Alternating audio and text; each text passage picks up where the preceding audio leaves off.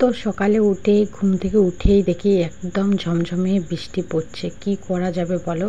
এই বৃষ্টি, বাবা কতদিন পরেই বৃষ্টির দেখা পেলাম, বুঝতে পারলা? তো চলো এই বৃষ্টিতে ভিজে ভিজে এখন আমি কাজ করব। এত বৃষ্টিতে ভিজে ভিজে কাজ করব না, এখন যে আবার শুয়ে পড়বো। একটু পরে যেহেতু বৃষ্টিটা থেমে যাবে, তখন আবার উঠে আমি বাকি কাজগুলো করে নেব। এত বৃষ্টির মধ্যে ভিজলে ঠান্ডা লেগে যাবে সকাল সকাল। তো তারপরে আমি একদম ঠাকুর টাকুর কমপ্লিট করে দিলাম, পূজা টুজা দেওয়া। আর মাসি ভাত রান্না করেছে, তো আমি এদিকে ডিম সিদ্ধ করলাম আর আলু সিদ্ধ আছে, তো ওগুলো দিয়ে খাওয়া দাওয়া হবে। তো চলো এদিকে দেখো বাবা মা আর আমার জন্য মানে ভাত বেড়ে নেব, মানে আমার জন্য না, বাবা মা আর ভাইয়ের জন্য। তারপরে ওরা খাবে, তারপরে আমি খাবো। তো চলো ফটাফট করে ভাতগুলো বেড়ে নেই। আর কালকে বলছি, সকালে যেহেতু বৃষ্টি পড়েছে তোমরা দেখতেই পেলে, তো আমাদের ঘরে কিন্তু ওই দেখো ওইদিকে বেড়া নেই রান্নাঘরে, তার জন্য কিন্তু ভিজে গেছে ঘরটা। তো জলগুলো মেরে দিলাম। তারপরে এই যে মেয়েকে স্কুলে দিয়ে দিলাম। বাড়িতে থাকলে কান্না করে, আর স্কুলে থাকলে টেনশনটা কম হবে, মানে বাচ্চাগুলোর সাথে খেলবে, তাহলে আমার কাজ করার সুবিধা হবে, নাহলে বাচ্চা বাড়িতে থাকলে অসুবিধা হয়। তো বন্ধুরা, মেয়েকে স্কুলে দিয়ে আসলাম। স্কুলে দিয়ে আসার পর এখন কাজ করব।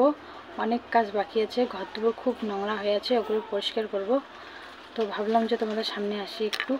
তো চলো, ঘেমে দেখো জল, সকালে তো খুব বৃষ্টি হলো দেখতেই পেলে।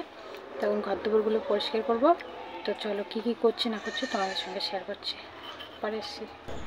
তো কাজ করা শুরু করে দিলাম। তো দেখো বাসন কুসনগুলো মেজে এখানে রাখা হয়েছিল, ওগুলোই রান্নাঘরে যেয়ে রাখছি। আর এখন 11টা বাজে, 12টার মধ্যে আমি সমস্ত কাজ কিন্তু সেরে নেব।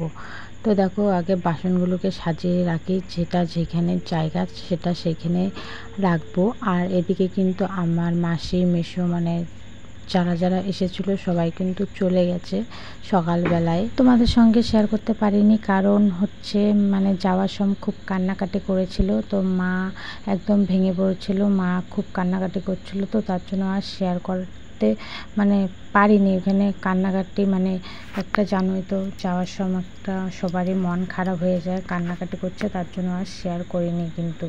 তো ওদের সঙ্গে অনেক দিন পরেই দেখা হয়েছে। আমার মাসির মেয়ে যে এসেছিলো, ওর বিয়ের সময় দেখা হয়েছিল, মানে 4 থেকে 4.5 বছর পরে দেখা হলো। তার জন্য কিন্তু যাওয়ার সময় খুব কান্নাকাটি হলো। তো বাড়িতে যখন দেখবে যে লোক বেশি থাকে, তখন কিন্তু বাড়িঘর দুয়ারগুলো প্রচণ্ড নোংরা হয়, মানে বুঝতেই পারছো অনেক লোক থাকলে কি হয়। তো বাড়িটা যেহেতু ফাঁকা পেলাম, সেহেতু বাড়িটাকে সবার আগে রান্নাঘরটাকে পরিষ্কার করে নিলাম, কারণ আমি রান্না করব। তো এদিকে বাকি কাজগুলো করতে করতে রান্নাঘরটা এদিকে শুকিয়ে যাবে। আর যেহেতু সকালবেলা বৃষ্টি পড়েছিল, সেহেতু কিন্তু এই যে বারান্দা একদম জলে মানে কাদো কাদো হয়ে গেছে। আর কীরকম হয়েছে দেখতে একদমই ভালো লাগছে না। যেহেতু ছোটো মেয়ে ঘুমাচ্ছে, বড় মেয়েকে স্কুলে দিয়ে এসেছি, সেহেতু কী করি, এই কাজগুলো কিন্তু আমি ফটাফট করে নিয়েছি। আর সকালে যেহেতু সবাই ভাত খেয়ে নিয়েছে, কোনো টেনশন নেই, ভাত লেটে খেলেও হবে। তো ওদিকে দেখো রান্নাঘরে সমস্ত কাজ শেষ। এখন আমাদের যে থাকার ঘরটা আছে, সেই থাকার ঘরের বারান্দাটা মুছে নিচ্ছে। ঘর মোছার মতো সময় আমার কাছে নেই, কারণ 12টার সময় ভাত বসিয়ে দেবো আবার, তার জন্য। তো এদিকে দেখো ফটাফট করে বারান্দাটাকে মুছে নিচ্ছে। আর বারান্দাটা দেখতেই পাচ্ছ কি নোংরা হয়েছে। তো একটা কথা আছে না, যে লেপলে মুছলে হয় বাড়ি, আর সাজলে গুজলে হয় নারী। তো এটাই হচ্ছে, নিজে পরিপাটি হয়ে থাকবে আর বাড়ি ঘর দুয়ারকে নোংরা করে রাখবে, এটা তো সম্ভব না। বাড়ি ঘর দুয়ারকেও পরিষ্কার করে রাখতে হবে, আবার নিজেও পরিষ্কার হয়ে থাকতে হবে। তো আজকে কিন্তু আমি অনেক রাত্রি ভয়েস দিচ্ছি, 12টা কি 12:30 বাজে। আর মাঠে দেখো কুত্তাগুলো কি মানে ডাকছে। তো যত রাত হয় তত কিন্তু মানে কুকুরগুলো মানে ডাকে বেশি। তো দেখো আমার সমস্ত লেপা মোচা শেষ। এখন এদিকে আমি ভাত বসিয়ে দিব, তার জন্য কল থেকে জল নিয়ে যাচ্ছি। তো এতদিন তো সবাই ছিল, সবাই মিলেমিশে কাজ করেছি। তো এখন তো নেই ওরা, তো কি একাই আগে যেরকম করে চলেছি সেই রকম করেই এখন চলতে হবে। আর আমার ছোটো মেয়ে উঠে পড়েছে, তো বর্মা নিয়ে গেল বাড়িতে। তো এইদিকে কিন্তু আমি ভাত বসিয়ে দিয়েছি। ভাত বসিয়ে দিয়ে দেখো উঠানটাকেও ঝাড় দিয়ে নিলাম, কারণ উঠানটার মধ্যে জল পাতা পড়ে আছে, তো তার জন্য উঠানটাকেও পরিষ্কার করে এই যে এখন সবজি কাটতে চলে আসলাম। তো দেখছি ঝুড়ির মধ্যে কি কি সবজি আছে। তো চলো, আর রান্নাঘরটা না শুকায়নি, যেহেতু মানে কি বলতো ভিজে মানে অনেকগুলো জল ঢুকে পড়েছে, যেহেতু ওইদিকে মানে বেড়া ছিল না, ফাঁকা ছিল, তার জন্য বাউচিটা না আর রান্নাঘরে ঢুকেছে। তো একবার তো মুছে নিলাম জল দিয়ে, তারপরে আবার শুকান কাপড় দিয়েও মুছে নিলাম, তবুও কিন্তু রান্নাঘরটা শুকায়নি। তো ওইভাবে রান্না করছে। রান্নাঘর কখন শুকাবে আর কখন রান্না করব, কখন খাবো, তো তার জন্য। তো দেখো এদিকে আমি এই যে কাঁকরোলগুলো বেছে নিলাম, যে সেগুলো এদিকে দেখো ভেজে নিচ্ছে। আর কাঁকরোল ভাজা খেতে কিন্তু দারুণ লাগে। আর জাম্বুরা সবাই চলে গেল, আবার যে কবে দেখা হবে না হবে তার কোনো ঠিক ঠিকানা নেই। দেখা যাক কবে আবার দেখা হয়। দেখা হলে ভালো লাগে সবার সঙ্গে, মানে দাদুর বাড়ির পরিবার, মানে যে কোনো আত্মীয় আসলেই কিন্তু ভালো লাগে। মানে সবাই মিলে গল্প গুজব আড্ডা এসব কিন্তু ভালো লাগে। আর অনেক দিন পরে দেখা হয় না, খুব মিস করি জানো তো। এখন ভাবছি যে কত আনন্দে ছিলাম, চলে গেল, আবার কবে আসবে। সকালবেলা এত করে বললাম যে খেয়ে যাও খেয়ে যাও, কিন্তু খেয়ে গেল না। মানে জাম্বু যেহেতু বাড়িতে মানে ফাস্টফুডের দোকান করে, তোমাদেরকে বলেছি তো, দোকান 2 দিন কি 3 দিন থেকে বন্ধ। তার জন্য কিন্তু মানে ওদের মানে লোকসান হয়ে যাবে। তো ওরাও তো ওই যে ফাস্টফুডের দোকান করেই খায়, তার জন্য আর বেশি মানে জোর করলাম না থাকার জন্য। বললো যে আবার আসবে, তো দেখি কবে আসে না আসে। আমিও তো বাড়ি চলে যাব, যার যার সংসার নিয়ে শেষে মত্তহারা হয়ে থাকি, কেউ সময় পাই না কারো বাড়ি যাওয়ার। বিয়ের আমার 5 বছর হয়ে গেল, এখনও কিন্তু আমি বিয়ের পরে মানে জিজুর বাড়ি এখনও যেতে পারিনি। মেয়েবেলায় গিয়েছিলাম, কিন্তু এখন যেতে পারি না।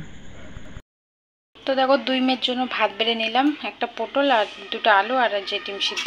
এখন 2 মেয়েকে খাওয়াবো, খাইয়ে টেকে ওদেরকে ঘুম পাড়াবো। তো চলো ওদেরকে খাইয়ে দেই। আর বাবা আর মাকে খেতে দিয়ে দিয়েছি। তো দেখো কতগুলো জামা কাপড় এনে এখানে রাখা হয়েছিল দুপুরবেলা। তো এখন আমি এগুলো সব ভাঁজ করে নেব। তো চলো ভাঁজ করি, তারপরে তোমাদের সামনে আসছি। গুড ইভিনিং বন্ধুরা। তো ফিরে আসলাম অনেকটা পরে। তো দেখো চান টান করে একদম ফ্রেশ হয়ে গেছি, বিকেলে সমস্ত কাজ শেষ হয়ে গেছে। এখন এই যে এগুলো ফেলে দিয়ে আসবো। তো চলো। তো বন্ধুরা দোকানে গিয়েছিলাম, দোকান থেকে দেখো কিছু খরচ নিয়ে আসলাম। এই যে টোস্টের প্যাকেট চা খাওয়ার জন্য, আমার মেয়েও খায়। আর একটা যে ধনিয়া পাউডার, তারপরে লঙ্কার গুঁড়ো, চা পাতা, চিনি, গোটাল জিরে, সাবান, সাব আর একটা সর্ষের তেল। এগুলোই বাজার মানে বাজার বলছি দোকান থেকে নিয়ে আসলাম, আমাদের পাড়ার দোকান থেকে। এদিকে দুধ গরম করছি আর এদিকে চার জন্য জল বসিয়ে দিয়েছি। তো চলো চা বানিয়ে খাবো, তারপরে মেয়েদেরকে ম্যাগি বানিয়ে খাওয়াবো। তো বন্ধুরা বাড়ির সবাই ঘুমিয়ে পড়েছে, আমি একাই জেগে আছি, কারণ আমি ভয়েস দিলাম। আর কুত্তাগুলোর কথা কি বলবো, কুকুরগুলো দেখো কি ডাকছে, কতক্ষণ থেকে অপেক্ষা করে আছি, তবুও দেখো যত রাত হয় তত আবার বেশি ডাকে এরা।